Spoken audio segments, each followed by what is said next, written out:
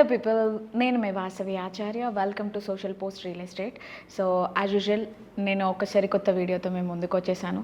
మనతో పాటు real estate expert Sanjay గారు ఉన్నారు. సార్ని అడిగి ఇంకొన్ని డీటెయిల్గా రియల్ ఎస్టేట్లో ఉన్న అప్డేట్స్ ఏంటో సార్ని అడిగి తెలుసుకుందాం. Welcome to social post sir. Thank you madam, thank you so much for invitation. Yeah, ఎలా ఉన్నారు? ఫెంటాస్టిక్ మేడం, మీరు ఎలా ఉన్నారు? నేను చాలా బాగున్నాను. మీ ఎనర్జీ చూస్తేనే అర్థమవుతుంది. యాజ్ యూజువల్ మీరు ఎప్పుడు ఉండేలాగే చాలా ఎనర్జెటిక్గా ఉన్నారు. సో చెప్పండి సార్, ఎలా నడుస్తుంది రియల్ ఎస్టేట్? బాగుంది, 3 పూలు 6 కాయలు, చాలా బాగుంది. అంతేనా? ఎప్పుడు బాగుండాలని కోరుకుంటున్నాను. ఓకే, సీజన్ స్టార్ట్ అయిందంటారా రియల్ ఎస్టేట్లో? రియల్ ఎస్టేట్ సీజన్ అనేది లాస్ట్ 3 months నుంచి అయితే కొంచెం బాగుంది. అంటే ఇంతకుముందు ఏంటంటే మార్కెట్ స్లో ఉంది, హైడ్రా వచ్చింది, తక్కువ ఉంది, సేల్స్ అయితే లేవు, ఇవన్నీ ఉండే. బట్ లాస్ట్ 3 months నుంచి ఏంటంటే కొంచెం మెల్లిమెల్లిగా సైట్ విజిట్లు పెరగడం కావచ్చు, మెల్లిమెల్లిగా రిజిస్ట్రేషన్స్ పెరగడం కావచ్చు జరుగుతున్నాయి. ఎందుకంటే నేను రీసెంట్గా చూసిన అబ్జర్వేషన్ ఇంకో విషయం ఏంటంటే, రెగ్యులర్గా మేము సైట్లు తిరుగుతుంటాం, రెగ్యులర్గా సైట్ ఆఫీస్లో పాటు రిజిస్ట్రేషన్ ఆఫీస్లో తిరుగుతుంటాం కాబట్టి మేము అబ్జర్వ్ చేసింది ఏంటంటే, ఎవరి దగ్గర అయితే బాగా డబ్బులు ఉన్నాయో, ఎవరైతే హోల్డింగ్ కెపాసిటీ ఉందో వాళ్ళు తక్కువ టైంలో ఎక్కువ పెరగడానికి ఎక్కడెక్కడైతే ఆపర్చునిటీస్ ఉన్నాయో నెక్స్ట్ అప్కమింగ్ బూమింగ్ ఏరియాస్ అక్కడ వెళ్ళి ఎక్కువ అమౌంట్ పెట్టి తక్కువ రేట్లో ఎక్కువ ల్యాండ్స్ కొనుక్కుంటున్నారు. అంటే ఇప్పుడు ఫర్ ఎగ్జాంపుల్ మార్కెట్ వాల్యూ అక్కడ 1 ఎకరం ₹1,00,00,000 ఉందనుకోండి, ఇప్పుడు మార్కెట్ లేదు, సీజన్ లేదు, తక్కువైంది, పడిపోయిందని చెప్తున్నారు కదా. ఇది ఎంతవరకు తగ్గిందని చూస్తే కనుక ఇంతకుముందు ప్రీవియస్ టైంలో ఏముండే అంటే మార్కెట్తో పోలిస్తే 5 to 10% మాత్రమే తక్కువ రేట్లో దొరుకుతాయి యాక్చువల్లీ. కానీ ఇప్పుడు ఎలా ఉంది అంటే 5% నుంచి మొదలు పెడితే అప్ టు 30% వరకు తక్కువనే. ఇంకా అంటే అంత ఛాన్స్లో కూడా వస్తున్నాయి చాలా వరకు. Chance properties, resale properties, silent discount market అంటారు దీన్ని. ఇప్పుడు ఫర్ ఎగ్జాంపుల్ బ్రోచర్లో ఒక రేట్ పెట్టారు అనుకోండి, ఆ రేట్కి అమ్మరు, కస్టమర్ వచ్చి కూర్చుంటారు, మార్కెట్ లేదని. సేమ్ కస్టమర్లు కూడా చాలా ఇప్పుడు అందరికీ ఎడ్యుకేషన్ అయిపోయింది, videos through, social media through అందరికి నాలెడ్జ్ వచ్చింది కాబట్టి. అవును సార్, నేను కూడా చూసాను. ఏంటి అంటే మీరు చెప్పినట్టు బ్రోచర్లో ఒక 10,000 ఉందనుకోండి, వాళ్ళు అవి చేసి ఇవి చేసరికి అదొక 15,000 18,000కి అయిపోద్ది. ఎందుకు అని అంటే జిఎస్టీ మేడం, అది మేడం, మెయింటెనెన్స్ మేడం, ఎందుకు సార్ అట్లా? సో ఇప్పుడు ఏమవుతుందంటే, ఒక ప్రైస్ పెట్టిన తర్వాత ఆ ప్రైస్ కంటే తక్కువనే అమ్ముతున్నారు. ఇప్పుడు ఎక్కువ పెట్టి అమ్ముకోవడానికి ఇప్పుడు మార్కెట్ అంత అగ్రెసివ్గా లేదు, అంత సపోర్టింగ్గా లేదు. సో జనాలు ఏంటంటే ఫర్ ఎగ్జాంపుల్ ఇప్పుడు 10,000 గజం అని బ్రోచర్ మీద ఉందనుకోండి, అక్కడ వెళ్ళి సైట్ చూసిన తర్వాత మనం ఏదైనా నెగోషియేషన్ చేస్తే అది 1000 నుంచి 2,000 వరకు కూడా తగ్గొచ్చు. Depends upon developer, depends upon project, depends upon location. అది అందరు తగ్గిస్తున్నారని కాదు, కొందరు ఫిక్స్ రేట్లోనే అమ్ముతున్నారు. సో ఆ ఏరియాకు ఉన్న పొటెన్షియల్ ఎలాంటిది, అక్కడ వచ్చే పీపుల్ ఎలాంటి వాళ్ళు ఉన్నారు, అక్కడ ఇచ్చే ఫెసిలిటీస్, ఎమ్యూనిటీస్ ఏమున్నాయి, దీన్ని బేస్ చేసుకుని మార్కెట్లో ప్రైజెస్ చేంజ్ అవుతాయి. అండ్ కొత్త వాటికి పాత వాటికి కంపేర్ చేస్తే గజానికి 1000 నుంచి 2,000 డిఫరెన్స్ ఉంటుంది. ఫర్ ఎగ్జాంపుల్ కొత్త ప్రాజెక్ట్లో, కొత్త లేఅవుట్లో 10,000 గజం ఉంటే అదే రీసేల్ ప్లాట్లో అయితే 7,000 8,000 ఉంటుంది. అంటే వాళ్ళ అవసరానికి, ఇప్పుడు పెళ్ళుంది కానీ నాకు డబ్బులు అర్జెంట్ అవసరం కావాలన్నప్పుడు నేను సీజన్ వచ్చినాకనే అమ్ముతా, ఇది ₹1,00,00,000 అయినాక అమ్ముతా, గచ్చిబౌలి అయినాక అమ్ముతా, కోకపేట అయినాక అమ్ముతా అంటే కాదు. సో అలాంటప్పుడు ఏం చేస్తారంటే, నాకు అవసరానికి వస్తున్నాయి డబ్బులు, మార్కెట్తో 1,00,000 తక్కువ వచ్చినా పర్లే ఇచ్చేద్దాం, నాకు క్యాష్ కావాలని ఇమ్మీడియట్గా. అట్లా లిక్విడిటీ కోసం కొందరు ఏం చేస్తారంటే అవసరానికి ఎంతో కొంత తక్కువలో అమ్మేస్తున్నారు. సో ఇప్పుడు డబ్బులు ఉన్న వాళ్ళు ఏం చేస్తున్నారు అంటే, ఇట్లా తక్కువలో అమ్మేస్తున్నప్పుడు ఫర్ ఎగ్జాంపుల్ ఆల్రెడీ ఇప్పుడు నాకు 2 నుంచి 3,000 గజానికి తగ్గింది, లేదా ఒక 10 లక్షల ప్లాట్ పడుతున్నది, చేయగానే 1 లక్షలకి వస్తుంది, 8 లక్షలకి వస్తుంది. ఇది తీసుకోవడం వల్ల ఇమ్మీడియట్గా కొంచెం టైం వెయిట్ చేయగానే 14 లక్షలు అయితే ఇక్కడ 2 తగ్గినాయి, ఇక్కడ 2 పెరిగినాయి, 4 లక్షలు నేను ఇమ్మీడియట్గా నెక్స్ట్ 6 months 1 yearలో ప్రాఫిట్ పొందొచ్చు కదా. ఆ స్ట్రాటజీస్తో వస్తారనమాట. సో దీంట్లో ట్రేడింగ్ చేసే వాళ్ళు ఒకలాగా ఉంటారు, ఇన్వెస్ట్మెంట్ చేసే వాళ్ళు ఒకలాగా ఉంటారు. ఇన్వెస్ట్మెంట్ చేయాలనుకున్న వాళ్ళు, ప్రాపర్టీస్ కొని లాంగ్ టర్మ్ హోల్డ్ చేద్దాం అనుకునే వాళ్ళు మీరు రాసి పెట్టుకోండి, వీడియో కావాలంటే కట్ చేసి పెట్టుకోండి. నా ఎక్స్పీరియన్స్ తో చెప్తున్నా, మీరు ఇప్పుడు కొనుక్కోవడమే మంచిది. కానీ ఒకవేళ ట్రేడింగ్ చేస్తాం అంటే ఒక 4 దోస్తులు కలిసి ఇలా నువ్వు 10 లక్షలు నేను 10 లక్షలు అన్న 40 లక్షలు పెడతారు. ఈ 40 లక్షలు పెట్టి ఒక ప్రాపర్టీని అగ్రిమెంట్ చేసి పెట్టుకుంటారు. దాని వరకు ఒక 10 లక్షలు, ఒక 10 కోట్లు 5 కోట్లు ఉందనుకోండి, ఎంత అడ్వాన్స్ పెట్టారు? 40 లక్షలే. ఓ 40 days 60 days 90 days వాళ్ళు ఒక టైం పీరియడ్ అగ్రిమెంట్ రాసుకుంటారు.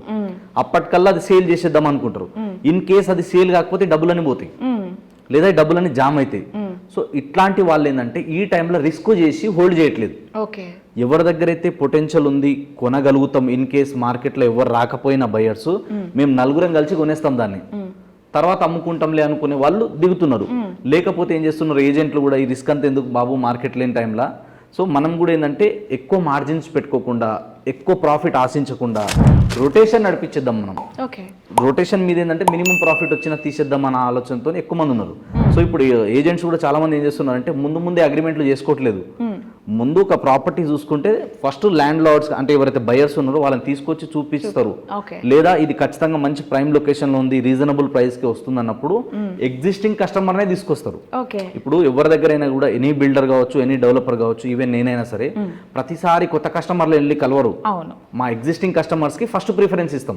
సార్ మా దగ్గర మంచి ప్రాపర్టీ ఉంది అంటే మా దగ్గర ఏంటంటే అన్ని రకాల కేటగిరీ కస్టమర్స్ ఉంటారు. లో బడ్జెట్ ఫస్ట్ వదులుతుంది, హై బడ్జెట్ మీకు ఇది సెట్ అవుతుంది సార్, మీరు ఓకే అనుకుంటే అడ్వాన్స్ అమౌంట్ కొట్టండి, రిమైనింగ్ అమౌంట్ మనం తర్వాత చూద్దాం. సో అట్లా ఎగ్జిస్టింగ్ వాళ్ళు వస్తారు. సో ఆల్రెడీ కొందరు ఎట్లుంటారు అంటే పెద్ద పెద్ద ల్యాండ్ లార్డ్స్ కానీ పెద్ద పెద్ద మనీ ఉన్న వాళ్ళు మాలాంటి వాళ్ళకి టచ్లో ఉంటారు. కాబట్టి వాళ్ళు ఏం చెప్తారంటే ఏదన్నా హాట్ కేక్ వస్తే చెప్పు, ఏదైనా మంచి ఛాన్స్ బిట్ వస్తే చెప్పు. ఒకవేళ వాళ్ళు కొనకపోయినా వాళ్ళ సర్కిల్లో కొనే వాళ్ళు ఉంటారు. సో అట్లా మాకు రిఫరెన్స్ త్రూ వస్తుంది. సో అట్లా ఉన్నారు, అట్లా అడిగినారు, ఇది వాళ్ళకి సెట్ అవుతుంది అన్నప్పుడు కొంచెం అగ్రిమెంట్ చేసుకొని మినిమం ప్రాఫిట్లో సేల్ చేసుకుంటారు. కానీ డబ్బులు లేవు కానీ నలుగురం దోస్తులను కలిసి రిస్క్ చేద్దామంటే మాత్రం ఈ టైంలో చేయట్లేదు. ఎందుకంటే మళ్ళీ ఇప్పుడు మార్కెట్లో అంత అగ్రెసివ్గా సేల్ లేనప్పుడు ఆ 40 days 45 days లో అమ్ముడు పోకపోతే డబ్బులు పోయినాయి కదా. సో ఇలాంటి ప్రాబ్లమ్స్ వస్తాయి కాబట్టి మార్కెట్ కొంచెం ఈ స్లో ఉంది అని చెప్పేసి బయట ఇదంతా ప్రచారం జరుగుతుంది అంతే, రియాలిటీలో ఏం లేదు. లాంగ్ టర్మ్ లో నేను చెప్తున్నా కదా, లాంగ్ టర్మ్ లో రియల్ ఎస్టేట్ లో ఇన్వెస్ట్మెంట్ చేసే వాళ్ళకి ఎలాంటి రిస్క్ ఉండదు, చాలా సేఫ్ సెక్యూర్ గ్యారంటీ అప్రిషియేషన్ వస్తుంది. ఇప్పుడున్న మార్కెట్ సిచ్యువేషన్ లో గతంలో ఏముండే భూములకు పెద్ద వాల్యూ లేదు.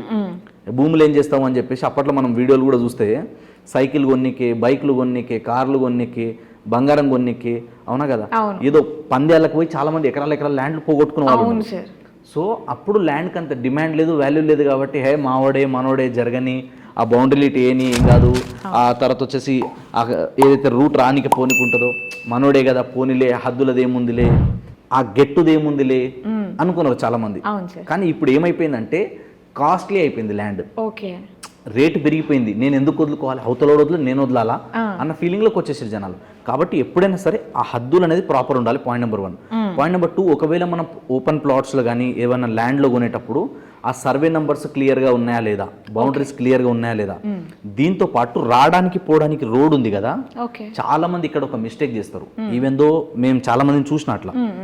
ఇప్పుడు ఫర్ ఎగ్జాంపుల్ ఈ ఏరియా మొత్తం బౌండరీ, ఇక్కడ దాకా రోడ్ ఉంది, ఇక్కడ నుంచే ఈ ల్యాండ్ అంతా ఉంది. సో చాలా మంది ఏం చేస్తారంటే రోడ్ ఇక్కడ దాకా ఉంది, ఇక్కడ దాకా బౌండరీ ఉంది, కానీ కొందరు సెట్ బ్యాక్ తీసుకొని ఫెన్సింగ్ చేసుకుంటారు. కానీ రికార్డులు ఎక్కడ దాకా ఉంది, ఇక్కడ దాకే ఉంది కదా. ఎప్పుడైనా గుర్తుపెట్టుకోండి, మీ దగ్గర రికార్డులో ఉన్నప్పుడు 1 acre ల్యాండ్ ఉంటే ఆ 1 acre ల్యాండ్లో నుంచి కూడా రోడ్డు కోసం మనము ఇలా ఇన్ని ఫీట్ల రోడ్ వదులుతున్నాం అని చెప్పి కూడా మెన్షన్ చేయాలి. మెన్షన్ చేయరు చాలా మంది. సో మెన్షన్ చేయరు, కొందరు తెలియక కూడా కొనేస్తారు. ల్యాండ్ ఇక్కడ దాకా ఉంది సార్, మనం ఆల్రెడీ ల్యాండ్ ఉన్నది కదా అని చెప్పి వదిలేస్తారు. రేపు ఎవరన్నా తెలియక వేరే వాళ్ళు అమ్ముకొని వెళ్ళిపోతే, ఫర్ ఎగ్జాంపుల్ మీ ల్యాండ్ ఇక్కడ ఉంది, మీ ల్యాండ్ పక్కనే నా ల్యాండ్ ఉంది. సో మీకు నాకు మీరు అండర్స్టాండింగ్ లో మనం ఏం చేసుకున్నాం, మేడం మీకు రావడానికి ఇబ్బంది అవుతుంది, నాకు రావడానికి ఇబ్బంది అవుతుంది, నా దాంట్లో 2 గుంటలు వదిలేస్తాం, మీ దాంట్లో 2 గుంటలు ల్యాండ్ వదిలేయండి అంటే అఫీషియల్ గా డాక్యుమెంట్ మొత్తం మీ పేరు మీద ఉంటుంది. కానీ మనం ఎప్పుడైనా రావడానికి పోవడానికి ఇది ఒక రోడ్డు, మనకి ఒక కార్ వెళ్ళే రోడ్డు, ఒక ట్రాక్టర్ వెళ్ళే రోడ్డు, ఇది మన అండర్స్టాండింగ్ అని చెప్పి అగ్రిమెంట్ రాసుకుంటారు. కానీ అఫీషియల్ గా డాక్యుమెంట్ లో రికార్డ్ లో ఏముంటుంది, అది మీ పేరు మీదనే ఉంటుంది ఆ బౌండరీ వరకు అంతా. సో అప్పుడు ఛాలెంజెస్ వస్తాయి. అందుకని మనం ఏం చేయాలంటే మీ సర్వే నంబర్లో ఇన్ని గజాల సంబంధించినది లేదా ఇంత ఫీట్ ఇన్ని గుంటల ల్యాండ్ రోడ్డు కోసం మేము వదిలేస్తున్నాము, లేదా ఇది రోడ్ వస్తుందని చెప్పి మెన్షన్ చేయాలి. ఓకే, అంటే ఇప్పుడు మీరు చెప్పినట్లు రోడ్డు ఉంటుంది సార్, దానికి యువతల పక్క వాకిలి ఉంటుంది, వాకిలి తర్వాత నుంచి హౌస్ కన్స్ట్రక్షన్ చేస్తారు. అంటే ఇప్పుడు మనం ఆ హౌస్ని ఆ వాకిలి పక్కన ఉన్న రోడ్ని కూడా ఇంక్లూడ్ చేసుకొని 200 గజాలు 300 గజాలు అలా చెప్పాలి అంటారా, లేకపోతే ఇల్లు ఎక్కడి నుంచి అయితే కన్స్ట్రక్షన్ చేసామో అక్కడి నుంచి కౌంటబుల్? ఎప్పుడైనా కానీ ఇది నేను చెప్పింది ఇప్పుడు అగ్రికల్చర్ ల్యాండ్కి సంబంధించింది. అదే కనుక మనం ఓపెన్ ప్లాట్ సైడ్ వస్తే కనుక చాలా మంది ఏం చేస్తారంటే ఆ 4 రాళ్ళ మధ్యలోనే మన ప్రాపర్టీ, సెట్ బ్యాక్ కూడా ఆ 4 రాళ్ళ నుంచి లోపల వదులుకోవాలి. ఇప్పుడు హైదరాబాద్లో ఏమైందంటే చాలా మందిని మనం చూస్తే హైదరాబాద్లో మీరు చూడండి గలీలలో ఎంతింతే రోడ్లు ఉంటాయి, కార్లు కూడా సరిగా పోవు.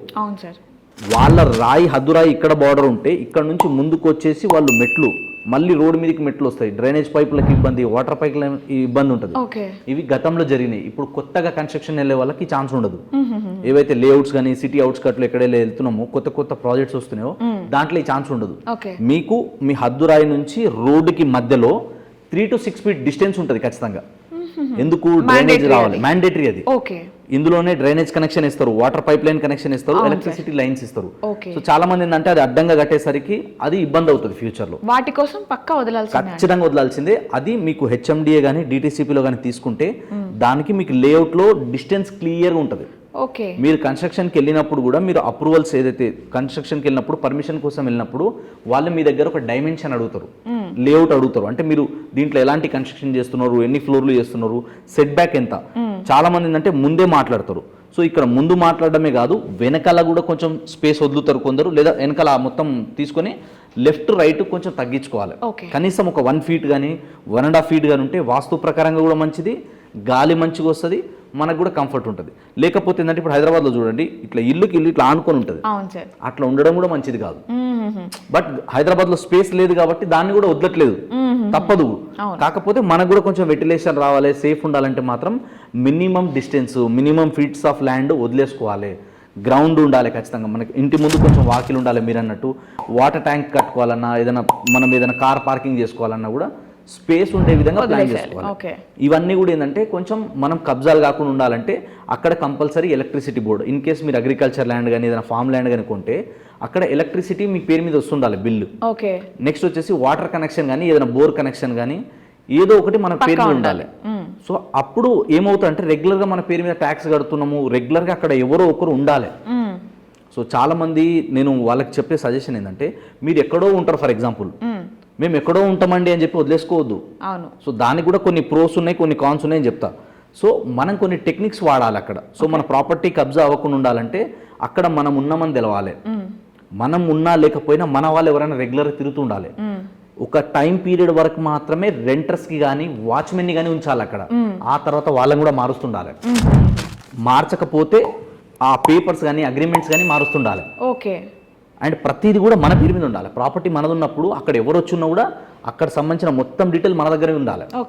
మన పేరు మీద నుంచి రెంట్స్ వాళ్ళ దగ్గర నుంచి రెంట్ పే చేసుకునేది కూడా త్రూ ఆన్లైన్ తీసుకోవడం కావచ్చు, చెక్స్ తీసుకోవడం కావచ్చు, లేదా అగ్రిమెంట్ రాసుకోవడం కావచ్చు, ఇవన్నీ క్లియర్గా ఉండాలి. ఇవన్నీ క్లియర్గా లేకపోతే చాలా రకాల ప్రాబ్లమ్స్ వస్తాయి. ఈవెన్ దో నాకు తెలిసిన ఒక పర్సన్ ఏం చేశారంటే, ఆయన చాలా చిన్న అంటే కూరగాయలు అమ్ముకునే పర్సన్ అనుకోండి, అట్లాంటి పర్సన్ ఒక 5 అంతస్తుల బిల్డింగ్ ఓనర్కి నేను 5 లక్షలు ఇచ్చిన అన్నాడు. చనిపోయిన తర్వాత వచ్చి నాకు 5 లక్షలు ఇచ్చిన, వడ్డీలు కలిపి నాకు 8-10 లక్షలు ఇవ్వాలి మీరు, లేకపోతే నేను ఇల్లు కాల్ చేయను అన్నాడు.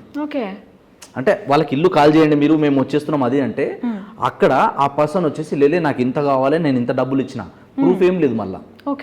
అట్లా కూడా గొడవలు చేస్తారు. ఫైనల్గా ఆయన మీరు ఏం చేసినా చేయండి, నేను సంపదినండి, నేను ఏం చేసినా కూడా నా పైసలు ఇచ్చేదాకా వదలనని చెప్పి ఆ పైసలని వసూలు చేసుకొని పక్కకి జరిగిండు. బట్ డాక్యుమెంటేషన్ నాకు జరిగింది అట్లా, డాక్యుమెంట్ లేదు ఏం లేదు. నేను చెప్తున్నా కదా, మొన్న కూడా వీడియోలో చెప్పినా కదా, ఎంత మంచి ప్రాపర్టీ తీసుకొచ్చినా దాంట్లో ఏదో ఒకటి పెట్టాలంటే పెట్టవచ్చు దాన్ని. మన ఇండియాలో అది ఆప్షన్ ఉంది. లీగల్గా మనకి ఇంకా చాలా లూప్ హోల్స్ ఉన్నాయి, ఇది అందరికీ తెలుసు. కాబట్టి మనం ఇట్లాంటి జాగ్రత్తలు వహించాలి. మాకు తెలిసిన వాళ్ళకి నేను చూసిన కాబట్టి నా ఎక్స్పీరియన్స్తో చెప్తున్నా, ఎవరిని ఇట్లా అనాలని కాదు, అందరు ఇట్లనే చేస్తారని కాదు, ఇట్లాంటివి కూడా జరిగే ఛాన్సెస్ ఉంటాయి. అట్లా ఒక పర్సన్కి నిన్ననే జరిగింది. ఆయన నాకు ఇయ్యాల పొద్దున ఫోన్ చేసిండు, సార్ నాకు ఒక ప్రాపర్టీ చూశాను, 60 గజాలు ఉంది మన హైదరాబాద్లోనే ఒక ఏరియాలో, నేను కొనాలని 8 లక్షలు అడ్వాన్స్ ఇచ్చిన సార్ ఆల్రెడీ, కానీ నాకు ఈ రోజే తెలిసింది సార్ పొద్దున్నే ఇందాక 8 o'clockకి అది నోటరీ ప్లాట్ ఉందంట, అది వేస్ట్ కదా, అయితే దానికి రిజిస్ట్రేషన్ కూడా చేసిస్తామన్నారంట సార్ అన్నారు. ఎట్లా చేసిస్తారు? దాని తర్వాత వచ్చేసి వాళ్ళ పేరు మీద అన్నీ వస్తున్నాయి కదా సార్, అవన్నీ నా పేరు మీదకి మార్చి ఇస్తామంటున్నారు సార్, కొనొచ్చా లేదా? ఇట్లాంటి కాల్స్ నాకు రోజుకి తక్కువ ఒక 30 కాల్స్ వస్తాయి. అది ఫేక్ అంటారా? మరి చాలా ఉంటాయి. వాటికి సొల్యూషన్ ఏందనేది నేను చెప్పిన, అది ఆన్ ద కెమెరా చెప్పలేను. దానికి ఏం సొల్యూషన్, ఏం చేస్తే అది మనకు పనికి వస్తుంది, ఎట్లా చేయాలి, ఒకవేళ నువ్వు రిటర్న్ రావాలనుకుంటే డబ్బులు ఎట్లా వసూలు చేసుకోవాలి, లేదా ముందుకు వెళ్ళాలంటే ఏమేమి జాగ్రత్తలు తీసుకోవాలి అన్నీ చెప్పిన. అట్లా ఎప్పుడైనా కానీ మనకు ప్రాపర్ నాలెడ్జ్ లేకుండా, ప్రాపర్ ఇన్ఫర్మేషన్ లేకుండా, లేదా ఒక సపోర్ట్ లేకుండా మాత్రం ఎప్పుడు ప్రాపర్టీ కొనొద్దు, అమ్మొద్దు.